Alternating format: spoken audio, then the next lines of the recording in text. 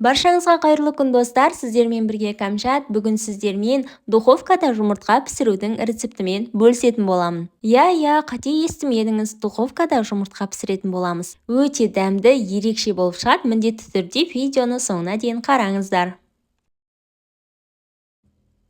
Ең алдымен біз осындай шұжығымызды соломка етіп турап аламыз, яғни ұзынша формада турайтын боламыз. Дәл видеодағыдай турап шықсаңыздар болады. Бұл әдіс мен бұрыннан пайдаланатын, мектеп кезінен үйімде жасап жүрген рецепт. Міндетті түрде жасап көріңіздер, өте дәмді болып шығады. Таңғы асқа ерекше идея деп айтсам болады. Қазақша контентті қолдап, соның ішінде менің арнамды қолдай кетіңіз. Подписаться батырмасын басып, қоңыраушаны да басып қойыңыз. Сол кезде менің видеоларым сізге алғашқылардың бірі болып көрінетін болады. Алдағы уақытта түрлі дәмді, ерекше рецепттермен бөлісетін боламын. Колбасаларымыздың барлығын осылай турап алғаннан кейін формамызды майлайтын боламыз. Осылай мен кішкене формаға май құйдым және де толықтай жан-жағына жағып шыққан болатынмын. Енді осы формамызға колбасаларымызды салып шығатын боламыз. Барлық жеріне жететіндей етіп саламыз. Егер сіздің отбасы мүшелеріңіз көп болатын болса, бұдан үлкенірек формада ингредиенттерін көбейтіп жасасаңыздар болады. Ендігі кезекте бір дана пиязды дәл видеодағыдай етіп турап аламыз, жіңішкелеп тураймыз. Мен осындай кішкентай пиязды пайдаландым, себебі балалар жейтін болғандықтан бізде пиязды ұнатпайды. Егер сіздер жасайтын болсаңыздар, пиязын көбірек етіп жасасаңыздар болады, өте дәмді болып шығады. Міне осылай дайын болған пияздарымыздың арасын осылай ашып, салып шығатын боламыз.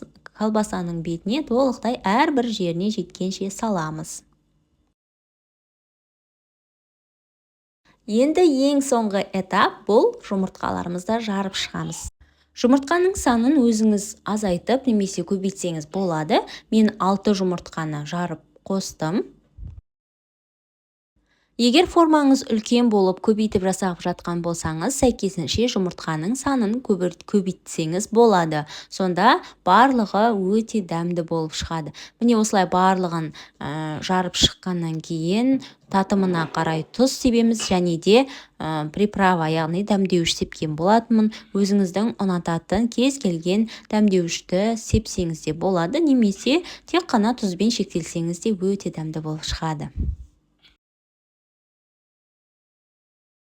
Осы уақыт аралығында духовкаңыздың, яғни пешіңіздің алдын ала қыздырып қоюға кеңес беремін. Қызған пешке салатын боламыз. Мен 200 градуста 20 минуттай пісіріп алдым. Өзіңіздің пешіңіздің қызу температурасына қарай градусын өзгертіп қойсаңыз болады. Міне біздің тағамымыз дайын болды. Таңғы асқа таптырмас идея деп айтсам болады. Өте дәмді болып шығады. Балалар да сүйіп жейді. Міндетті түрде жасап көріңіздер, сіздерге ұнайтынына сенімдімін. Сіздермен болған Кәмшат. Егер видео ұнаса, лайк басып, комментарий жазып, достарыңызбен бөлісе кетуді, арнама жазылып кетуді ұмытпаңыздар. Келесі видеоларда кездескенше, қош сау болыңыздар.